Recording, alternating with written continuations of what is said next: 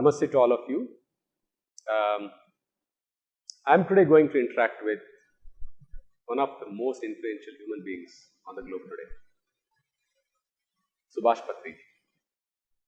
This conversation, we have termed it as Birth and Death, Conversations on Life.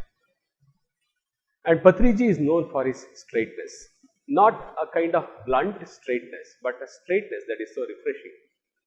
I've had the privilege of interacting with him in fun, in humor, in lightness, and also in the profoundness of community meditations.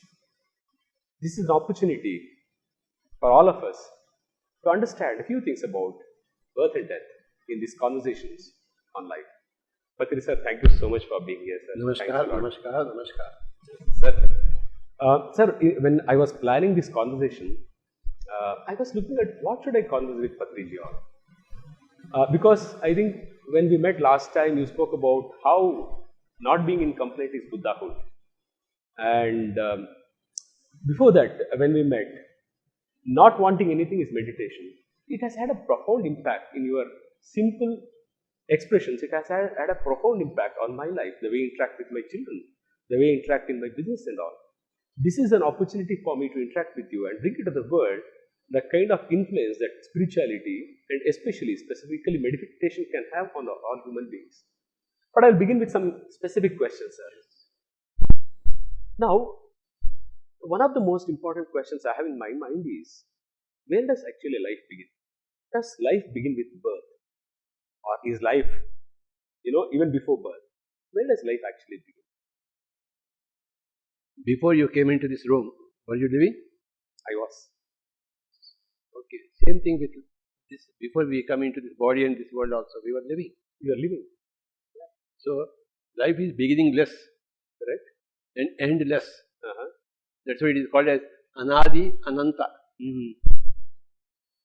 Life is beginningless. Correct, sir. And endless. Yeah. So, We understand that conceptually, sir. And when we have to understand that conceptually only. okay. Then slowly it will come into our experience. Okay. First of all, you think of going to America conceptually. Somewhere there is America. But then, when you were a child, America was there. But Correct. when you become an adult, you may plan to go to America. Very true. Then you may go to America and come back many times. Right. Same thing also. Right. We don't have any conception about life. We think that life begins with the birth from our mother's womb. Correct. And when we go to death, that is the end of it. That is a normal conception. But as we evolve in spirituality and meditation, you see much bigger picture, and you will understand finally that you are beginningless and endless. I get, sir. Yes. So even when we don't experience it, it is important to have this conception. Yes. itself. Even when you don't have see, have you gone to the moon? No, not at all. But you know about the moon, isn't it? Exactly. You should have knowledge about the moon. Yes. Similarly, that knowledge is very important. I get that. Have you seen Akbar? Not at all. But do you know about Akbar? I know. I've studied. Should you know or should you not know? I should know about Akbar. And so, even when you can't see Akbar now, you can know about Akbar. Very true. Similarly, even when you don't know about life before birth and life after death, you must know about it. Beautiful, sir. So the very conception itself will open up a lot of possibilities for us in life. Yes. When we sense that life doesn't have a beginning, doesn't have an end, it is Anadi Ananta. Now, imagining that we don't have such a conceptualization, how will life be? Horrible. We experience tension. We experience stress. Yes. Every minute is a tension. When you think that birth is a birth and death is a death. That's right. But when you understand that birth is not the birth and death is not the death, there is no tension. There is only play, lila. Beautiful, sir. Beautiful. So, in a way, what you are saying is that our quality of life, the way we experience life, is directly connected to the way we experience or the conceptualization about Anadi and Ananta. Your life pattern directly follows your conceptual patterns. Okay. For example, if you are a communist, there is no God for you. Very true. Your life is horrible. So you can kill anybody and get rid of anything. Because there is no God to punish you. Correct. But when you understand that there is a God and you have to follow the law of karma, that whatever action you do will have repercussions, your whole actions will change. That's right. That's right. So your concepts determine your life patterns. I get that, sir. Exactly. You know, the way we think, the way we conceive the world actually determines the way we live our lives, the patterns that we follow. I get that. So, what is that your concept of life and death? That's very important for every person. If you have you can have two kinds of concepts. You can have a right concept. You can have a wrong concept. If you have a wrong concept about it, which is not in line with the truth of the subject, Correct. then you will have an unhappy life. That's right. And if your concept is on the right track, Correct. is aligned rightly with the actual truth, then your life is very smooth. Can I venture to ask you, sir? Do you remember as a bifurcation between your life before enlightenment and after enlightenment? Of course, so. How is it different? See, before enlightenment, my enlightenment, I was searching for enlightenment. Sometimes very consciously, sometimes very unconsciously. Very true. But I knew that I was searching for enlightenment. So when I became enlightened, I knew that I became enlightened. It's like this, when you are hungry, you know that you are hungry. When you have eaten something and the hunger is no more there, you know that there is no hunger. Very true. Same way, when you are not enlightened, you are still confused, you don't know what path to follow in your life. What is your future for you? You are tentative. Your actions are tentative. Exactly. But when you become enlightened, you are no more tentative. You are certain what to do, what not to do. Very true. William Shakespeare said, to do or not to do is $1 million question. Before enlightenment. Correct. But after enlightenment, you are definite what to do, what not to do. True. So that question doesn't arise. In fact, I think you said right. The ultimate question that we all get into is to do or not to be the question. That's it. We are all always entangled in that question, to do or not do and all. That is common for every person who is not yet enlightened. Okay. And that question doesn't at all. That question gets dissolved once you become enlightened. So, since we were talking about birth, none of us have, at least I don't have the memory of my childhood. Nobody has. See, when they come into meditation, Buddha had got no idea. Only when at the age of 29 he started search for truth. Okay. Then by the age of 35 he got enlightenment. Acha. So it took 5.5 years for him. Okay. After he began the sincere search. So it takes time. For Mahavir it took 12 years. For you and I it will take different times. Correct. For everybody it's a different time. Once they begin the search, then they complete the search. I get that, sir. So the time depends upon your own circumstances, your past lives. That's right. Your determination and all these things. So, when we were born, we were born to a particular parent, in a particular community, in a particular region, to a particular kind of economic status and all. In fact, we don't have any control on the kind of life that we choose to when we are born. That's the way we think. We think. But when you become enlightened, you will understand that you have chosen your own parents, you have chosen your own birth, whether with eyes or without eyes, you choose. Okay. Sometimes you choose your own. You want to be raped and you understand what is getting raped. So you plan even that and come here. So many things you plan. Every important twist and turn in your life you plan. But you will understand this only after your enlightenment, not before. That's right, sir. These are common things for everybody. Right. Now, given these circumstances, which is our life is actually predetermined in a way, pre-planned in a way, and it has a design, and there is a choice that we have made of the parents or the kind of, including experiences of rape, as atrocious as that.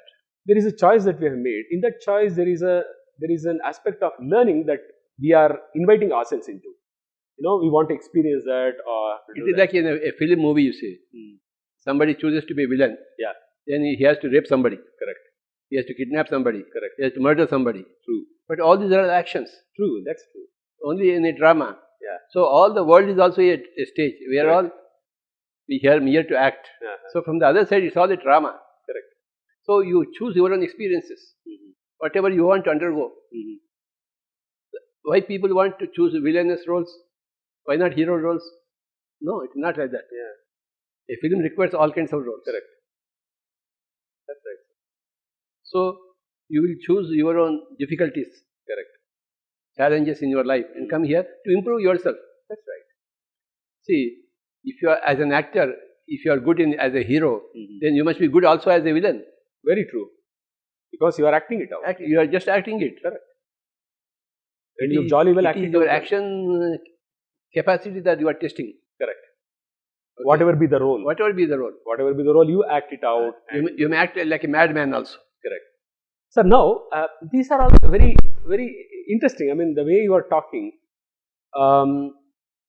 if I listen to all these things on a train conversation or just sipping tea somewhere with friends and I listen to this conversation, I don't think I will have an impact. As I sit here with you, directly in touch with you, there is an impact on me. In fact, if you believe me or not, I have prepared with some text. But as I am conversing with you, you can notice that I am not even looking into the text. Naturally, you cannot look into the text. I am not looking into the text. There is a flow.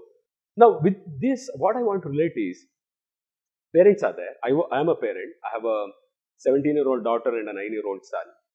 And when my daughter was born, I started experiencing anxiety about how my daughter will learn or not, whether she will learn ABCD or not and all. But only when I crossed that stage of being the father of a very young child, I started sensing that it was not necessary, totally unnecessary. Now, you being here and having had one of the finest architectural pieces in India, like Pyramid Valley with beautiful pyramid around pyramid energy and all, what role, sir, do you think that Pyramid Valley can play in adding value to the young parents' life so the children get added value? Pyramid Valley is the best place in the whole world. Yeah. To train every kind of person. You are a parent or a child. Yeah. Teacher or a student. King or kingmaker. Correct. Everybody has to learn from Pyramid Valley. Correct. So Pyramid Valley has got contribution to the whole of mankind. Okay, in every department.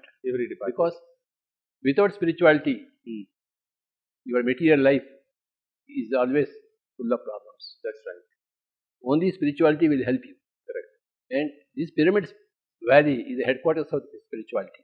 The headquarters of spiritual science. The headquarters of spiritual compassion, spiritual temper. So everybody should come here. Yeah. Parents and children, both. Yeah. So as parents come here, I am very sure that parents will evolve. They will experience something within themselves which will help them expand. Yes. Now, in that expansion, that's what I have experienced in my life. As I evolved as a meditator, I saw that the kind of problems I used to get stuck in was something I was able to resolve for myself and deal with them more powerfully than the way I used to do before meditation. That is the case with every person who comes into meditation. True.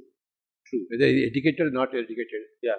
Whether he is from rural basis or from urban background. Correct. Whether he is a male or a female. Yeah. Whether he is a grahastha or a sannyasi.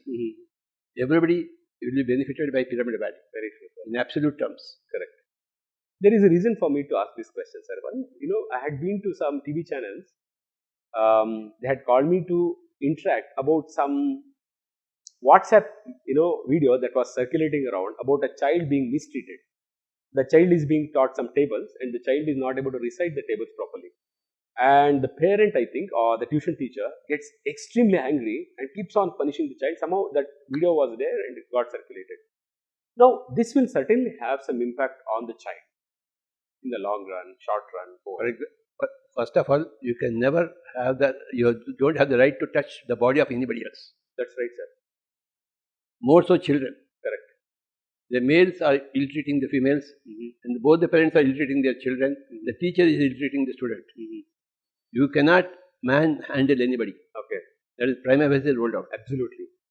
That's a big crime. Correct. What right have you got to put your hand on anybody else's body? Right. No. Correct. You don't have.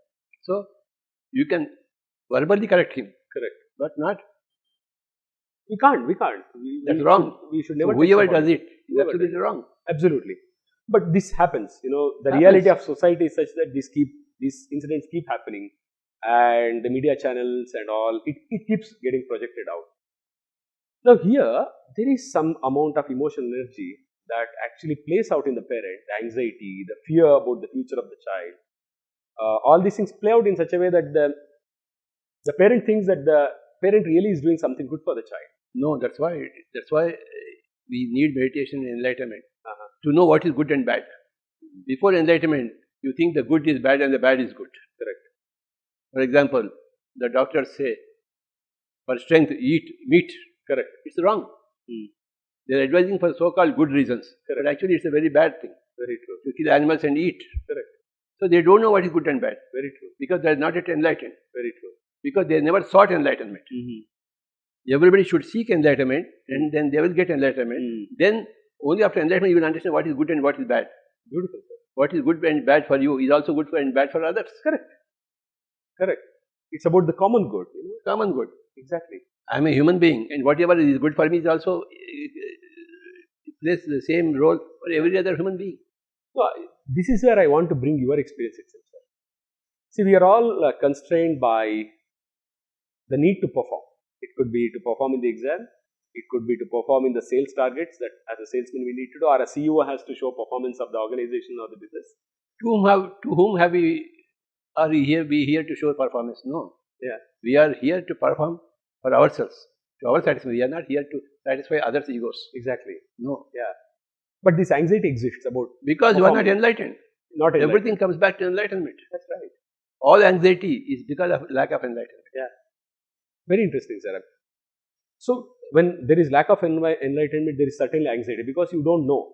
You are doing it to perform, but people experience in reality, a 10th standard child experiences that kind of anxiety or the pain. We had all gone through all those experiences because we were not enlightened at that time. Correct. In the school, after my schooling, 12th class, when I didn't get a seat in medical or engineering, I went for a suicide attempt. You were speaking about yourself? Myself. Are you sure, sir? Yes. Wow. I early morning I went in Hyderabad to Tangban to jump into the water. Early morning 4:30, only I was there.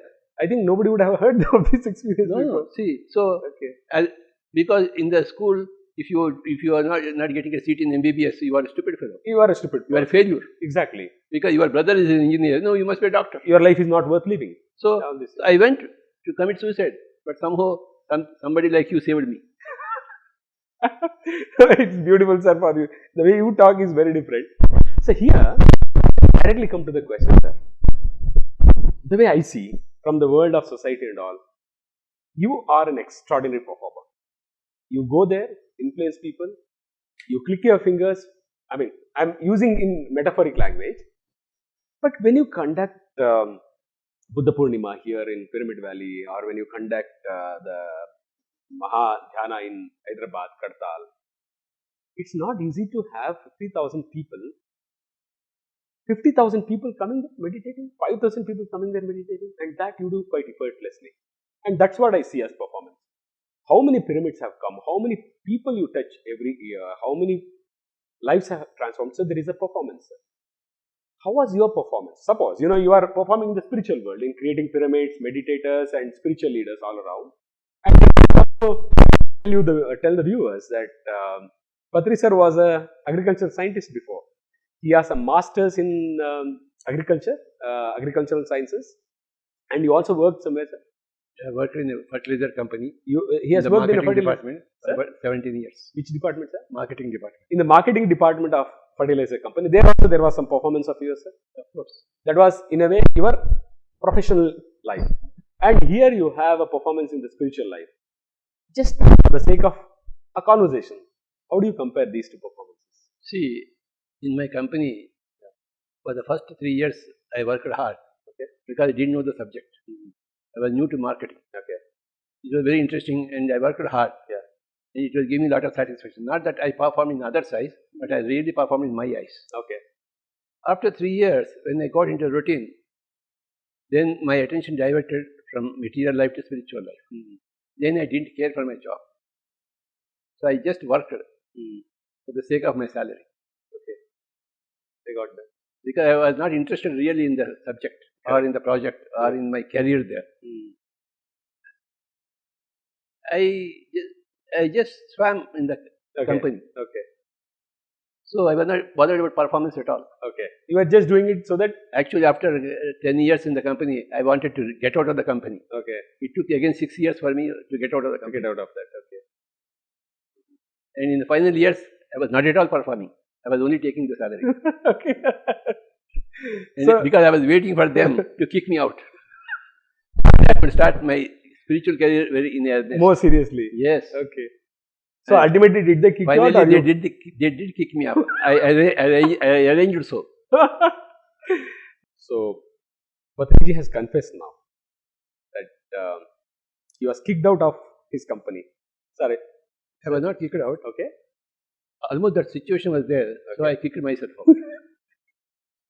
But how was the situation? Like, I mean, as middle class human beings, we experience some kind of tension when our income goes down and all. How was that experience for you? Or See, I was waiting to get out of the job. I was desperate. I get that. I knew I was the quality of a Buddha. Yeah. So how can a Buddha still be in the palace? Buddha must be on the roads. And so I'm lingering in the palace. I must go onto the roads. I was waiting for that step. So I resigned my job, ultimately, in the year 1992. 1992. And then I was happy since then, roaming on the roads. Roaming on the roads. Okay. Now I'm coming, not a roadside Romeo, I'm a roadside Buddha. not a road Romeo, but a road, Buddha. Yes. Buddha on the road. On the roads. Buddha on the road. In fact, that's I think how I would also look at you. The amount of travel that you do, all these things. I think Buddha on the road is the right description of you. Somebody who knows what his life is about. There is nothing that stops you in dealing with that, and that's amazing. Now, we were conversing on birth, sir. Somehow we are looking at this aspect of birth, and we understood that birth is something that we make a choice. The kind of parents we get, and the kind of experiences we choose is all. It's a very phenomenal knowledge to understand that birth was a choice. Exactly. That's a very great U-turn in your conceptual thinking. Yeah. That what happens in enlightenment. When you understand that your birth was a choice, your life conditions are a choice, Yeah. that everything was choice, Correct. you are relieved. Beautiful. That's right. You are totally relieved. And you are living before you are born, and you will live after your death. These are all the earth-shaking events Correct. in anybody's life. Correct. And that's what constitutes enlightenment. And that enlightenment can come from various sources. Because you have seen some great master, you can become enlightened. Or you have seen some great nature, you can become enlightened. Or you have done meditation, you can become enlightened. Various ways are there. That's right. But somehow you will come to understand that you are birthless and deathless. Soul. Sir? You are a birthless and deathless Exactly. soul. Yeah. Yeah. When you understand that, everything changes. Correct, sir. But this aspect that you are relating to about choice, human beings in their ordinary sense are not able to understand this aspect of choice. I think. They are not at all able to understand choice. Even in our ordinary consciousness, we can't understand choice. As you are talking about But it, if you apply your common sense, you will understand it. People don't apply even their common sense. Yeah. That's where, see, when Gautam Buddha went out of the palace and saw one person correct, who is dead, Yeah. he asked his charioteer, correct. would I also be dead like that? Sir, everybody will be dead. Yeah. There, the matter finished. And he saw one old age. He said, will I also become old? Yes, Swami, you will also become old. The mind got shattered. That is raw common sense. Raw common sense. But Raw common sense. even we see with 1,000 deaths, we don't think that we will die. In Yaksha Prashnas, the Yaksha asked Dharmaraja, what is the most astonishing thing in this world? And Yudhishthira, Dharmaraja, replied, the most astonishing thing in this world is that people see everybody is dying, but they never think that they can die. Exactly. This is the most astonishing thing. This is the answer given by Yudhishthira. The lack of common sense. Buddha had common sense, great common sense. Therefore, with one death, he became a master. He changed the whole life pattern. So, is there a difference between knowing, for instance, we know conceptually that we go old, we may fall ill, we may ultimately lose our body. There is a knowing. How do we? There is a knowing and there is also a non-knowing. Okay. There is knowing that everybody dies. Yeah. But when your mother dies, when your father dies, when your wife dies, when your husband dies, you start crying. Correct. Don't you know that they all die? Exactly. Everybody knows. Yeah. But when the death comes, you are not able to bear that experience. We are shaken. If you are conceptually strong, you should not be shaken by that experience. Correct. You are conceptually correct but not strong. Correct. So there is a philosophical difference between, I'm a student of philosophy, sir, to some extent. When I did my literature, there was an interdisciplinary study that I did of some philosophy, like studying a little bit about Wittgenstein, Sartre, things like that. I remember those college days, university days, when we were exploring this aspect of knowing itself. There is a difference that, in the philosophical tradition, they say that there is a difference between knowing and seeing, looking and knowing. Is it that we know conceptually that something like death is there, or we also know, as parents also know that, everybody knows that. Yeah, parents know that, children should be given freedom and all, we also talk. But when it actually comes to the circumstances of life, there is some pressure. The child is not saying some rhyme there or something like that. What exactly is that? How do we grow into that kind of seeing with clarity so that we know what is? That's where meditation comes in. Okay. You may read Bhagavad Gita, you may understand Bhagavad Gita, but you should do meditation. Correct. Only when you do meditation will you understand really Bhagavad Gita. Correct. You will experience it. Correct. So meditation is practical knowledge. Theoretical knowledge, conceptual knowledge is important to understand, go into practical knowledge. But practical experience is very important to understand whatever you have. Very true. Very true. Everybody should give time for meditation. Correct. Everybody. Is there a strategy to it, sir? What strategy? I'll explain this question to you, sir. I really believe that meditation can transform. That's my experience. And when I consult with schools, I do something called parenting sessions with them. And they come with problems like my child doesn't do spelling properly and all. I tell them, I sometimes as a professional, I don't tell them blunt like the way you say, meditate and all. I explain to them and all. And I asked them to meditate, and we conducted one session also in a particular school to meditate and all. Then they again came out, we meditate, every day we are meditating, but still, my child's problem is not getting solved. They are not meditating. Okay. How do we do that? Is there a strategy in way we approach the people, teach the people? See, how can Pyramid Valley help in that? For any question, the answer is meditation. Even to this question. Small question or big question. Correct. For any problem, the answer is meditation. Small problem or big problem. So, and meditation is not so very easy. Correct. It's a difficult proposition. It demands a lot of concentration, a lot of willpower. Correct. And if you don't have that concentration, that willpower, it won't happen overnight. You have to wait and wait and wait. So it's not so very easy as we teach and they become masters. No. Correct. Correct. So a lot of determination is required. Very true. So is it that we become too and we have to follow up the case until they become determined for doing meditation. We have to give constant inspiration to them. Okay. That's what happen overnight. Exactly. That's what we should follow. We stand for them. We allow them. Once a month they come to you for consultation to allow them. They have to be daily at you. And you have to be daily at them. Correct. That's right, sir. So once you are behind a person and make him do meditation, he will become master meditation and he will educate 1 lakh people. Correct. That's right. You don't have to consult and give advice to 1 lakh people. At least one person. You train them. And that one person will train others. Correct. So that one person you should train, like Arjuna got trained by Drona. Correct. Drona was training everybody. Exactly. He was so you should train your people like that. Correct, sir. I get that. Krishna had got 4 disciples. Rukmini, Uddhava, Arjuna and Vidura. Vidura also? 4 people. He trained only 4 people. Okay. Trained in this... Trained particularly. Concentrating on them. He must have spoken to everybody on spirituality. But he chose these 4 people to train them. Wow. Is there a reason for that choice? It's very interesting to know that. See, Krishna trained Rukmini, but he did not train Satyabhama or other wives. Correct.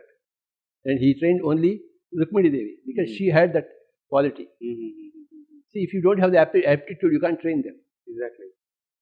If they don't have aptitude for meditation, let them come for the next lifetime. So what? Exactly. Where is the hurry for you? We have got eternity on our hands. When you are enlightened, there is no hurry. Very true. And there is no worry. Exactly. At the same time, you don't waste your time. You don't waste your time. Because you won't waste your time. Krishna will not waste his time on Satyabhama teaching meditation. he would not listen to him. Exactly. Rukmini will listen to him for meditation. So he will spend more time with Rukmini to teach meditation and no time at all with Satyabhama. In a way, you are saying that the master delicately knows what is important to be done and does it. And what is the attitude and aptitude of others? Correct. It's not what my attitude towards you. What is your attitude and what is your aptitude? Correct. Along those lines I will move. Exactly. And not all people are in a hurry to learn meditation. It's not. Only some people are in a hurry to learn meditation in this lifetime. Yeah. The other people will become thirsty for meditation next lifetime. Correct. So what? Yeah. Your eternity itself. Exactly. You have all the time. So we are not actually behind any person who is not worthy of your attention. True. They must be worthy of your attention. Correct. Yes. I've got my own brothers and children, brothers and their children and my sisters and their children. Yeah. They are not at all interested in meditation. Okay. But if you are interested, I'll go to Betul and talk to you. Exactly. I heard of you doing that. But my own sister and brother, they are not interested. Correct. So I don't go to them and neither they do come to me. Exactly. I'm not bothered about them. Exactly. Because they are not bothered about meditation. All my family members, my blood relations, nobody is interested in meditation. Okay. Nobody means nobody. So who cares? They themselves don't care for truth and for happiness and for liberation, for enlightenment. So how do we care? Wow. We don't care. Wow, this is a beautiful thing. It's just a wow moment in the sense,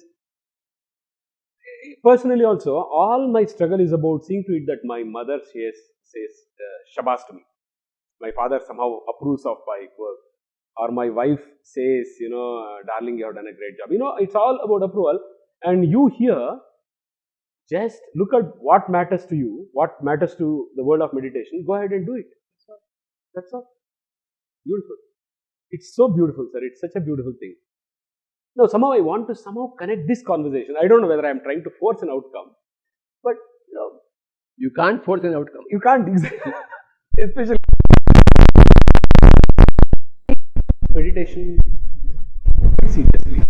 I took meditation quite seriously because I found that my income is expanding.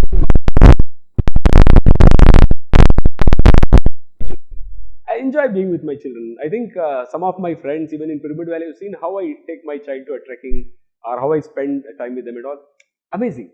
For me, one of the motivations I have for meditation is that I am calm so that I can participate with my children. That's one of the motivations. Having motivation for meditation. What do you say about this, sir? This is a motivation. I want to have a great life with my children. Your motivation for meditation comes from past lifetimes. Okay. If you have not done any meditation in the past lifetimes, a little motivation might come to you in this lifetime, but not much. Okay. Everything is a gradual affair. Beautiful. Nothing falls from the sky. So you and I were motivated into meditation many lifetimes back. That's why we are having a conversation on meditation here like this. Otherwise, this wouldn't happen. It would never happen. Beautiful. It's very profound to understand that your motivation is not motivation that has come now. It has a profound background to it. I think I was looking at the question of motivation. And Patriji, I think, has uncollapsed this. I thought, I am motivated to meditate because I find peace. I find it easy to deal with my children. Not that I don't get angry or not that I don't get frustrated, but there is a way in which I am dealing with powerfully. So that's what I thought motivates me. And motivation is, there are a lot of motivational talks. It's a huge industry. And my motivation for meditation comes from there. So, is it good to have that motivation, or I want you to give an understanding on that, sir. This concept of motivation. Motivation is a very good word, very good concept. Everybody should be motivated. We should make all our efforts to motivate everybody all the time. Yeah. Given all that, motivation for meditation, enlightenment comes only from past lifetimes. In Bhagavad Gita, Krishna says, Bahunam janmanamante gnanavan mam prapadyate. Okay. Some. Bahunam janmanamante, and after many lifetimes. Gnanavan, a man who has got some common sense. Correct. Mam prapadyate. Mam means meditation. Okay. He's talking about meditation. He's not talking about his personality. Exactly. He will start worshipping meditation. Mam prapadyate. Mam is not Krishna. I know. Mam is meditation. Yeah. So bahunam janmanam ante.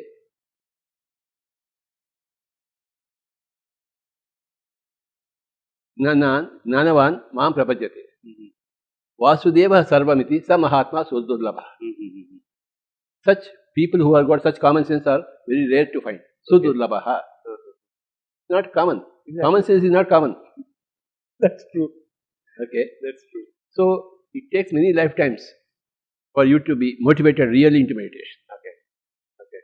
So as far as your case is concerned, you have done a lot of meditation in past lifetimes. Therefore, you readily came into meditation. You are motivated by by birth. I see that. By naturally. Yeah. Nobody ever motivated you into meditation. You motivated yourself. Correct. Same thing with me. Nobody motivated me. Yeah. I motivated myself. Yeah. Okay. This comes only from past lifetimes. Yeah. Correct. And my own kith and kin, they never had any past life meditation. So even though they are my brothers and sisters and my close relations, they are not motivated. Even in spite of seeing my life from close quarters, they are not motivated. Whereas somebody else from some other place just listens about me or hears about me and they come here to learn meditation. Correct. Today morning, one man came from Turkey. Achha. He said, my family is very good, my economics is very good, my work is very good. I have taken 3 months holiday to do something special, and I was contacting somebody in Delhi, and they said, go to Pyramid Valley. He came in the valley just for half an hour to meet me. So how is he motivated? Exactly. He took a flight from Delhi to Bangalore just to be with me for about half an hour, and he went back. Exactly. How do you explain that motivation? So how do you explain that? Exactly. Actually, he was not even search for meditation. He was search for some good time for 3 months. So some conversation he met with our dear and Shastri from Hyderabad. I know. Delhi. So he said, this man wanted to go to some Dalai Lama, some other place. Because people know about Dalai Lama. Correct. Nobody knows about me. So when dear and Shastri spoke about me, he took a flight and came here in the morning. Okay. Spent about 1 hour with me and went back. Okay. Beautiful.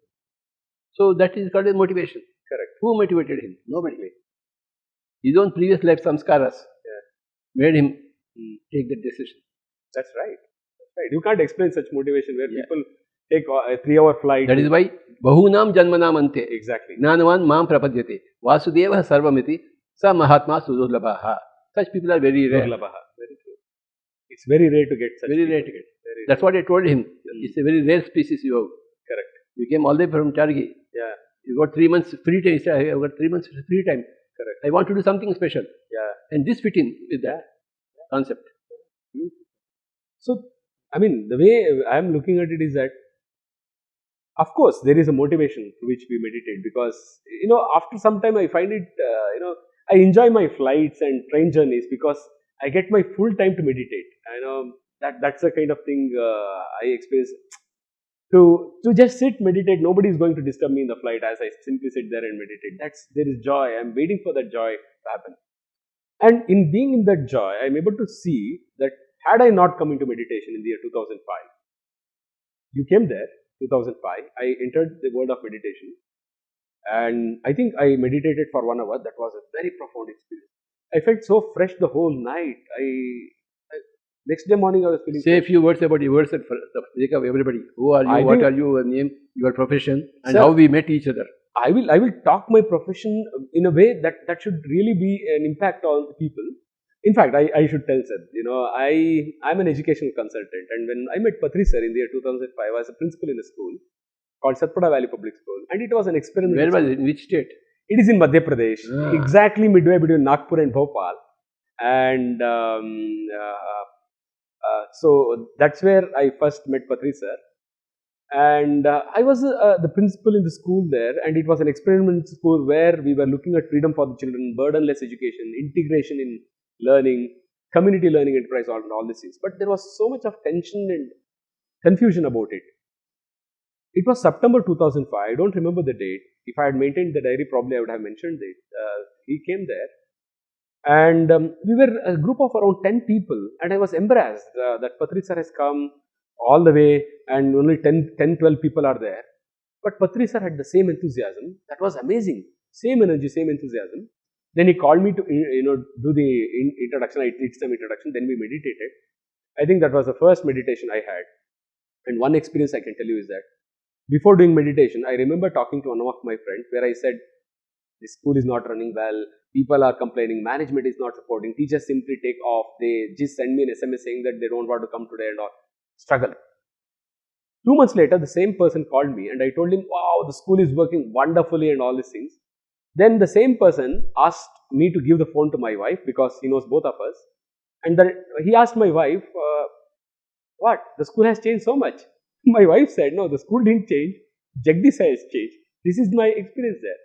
So in a way, me being into this world of meditation, I think has protected a lot of children's lives. I have contributed to the lives of children. My own children and my wife, I think the kind of influence I have on them is far better than what it was before meditation. So there is a way in which I'm thankful, I'm really grateful that I'm able to protect the interests of children in the way it needs to be protected. Rather than, as you said initially in the interaction, that we have no right to test it. In fact, I believe that we have no right to even corrupt their consciousness by telling them things that may not make sense in the long run. So I think this conversation is very important for me in the sense that, it is about how we protect what we are meant to do. About, we are taken birth, we do that. But one thing here, sir, I got it because you were there. Because you were there. You had a masterful influence. I went there because you wanted that to happen. What do you mean, sir? Yes. What I mean, I can sense the beauty in what you are saying. But what is that actually? That I remember you saying that. When the disciple is ready, master will appear. So the master will appear only when the disciple is ready. Okay. When the disciple is ready, master will appear. वो चप्पल पार कर आ जाता है. Correct. So that's what happened. Exactly. Because you were ready. I was beautiful. It was a beautiful experience. Yeah. For me. It's a very profound interaction. Sir, for young parents who are about to become parents, who are just married, or who have very young children, who are struggling for admitting First their of all, school. you cannot marry without being a meditator. Okay. You cannot produce children without getting a certificate from me that you are a meditator. Beautiful, sir. Because marriage and children, parenting is a very big subject. And see, for driving on the roads, you need a license. For marriage, you don't need a license from me. Exactly. We require that. Before you get married, again, you come back to me. But you can see my hair, I'm married now. I have a 17-year-old daughter. But I believe what you are saying, sir. I really understand what Even for a driver, you need a license, driver's license, whether you are a proper driver or not. Okay. Unless you are a proper human being, how can you get married? Exactly. So who will give you a certificate that you are a proper human being? Yeah. And how will you become a proper human being? Yeah. Only when you do meditation. Yeah. Exactly. So let this be known to the whole world. Whoever wants to get married, first get a certificate from me. I think this is a very beautiful way of concluding this conversation before we begin some more. It's very beautiful, sir. I am very sure that it's not just insightful, but also quite entertaining in the conversation. I look forward for more conversations. Ultimately, before getting married, before becoming a parent, you must come into meditation. After becoming a parent, sir? Before you decide to become a parent, you must come into meditation. Very sure. But some people have become parents now. So better late than never. Better late than never. That's it. That's it, sir. But they are already late. Exactly. But better late than never. I was late. But I am better late than never. I got into that. Sir, thank you so much, sir. I really enjoyed this conversation. It's humor. There is a lot of heat here, but this is profound. Thank you so much, sir. Thanks a lot. Bye-bye, sir. Thank you, sir.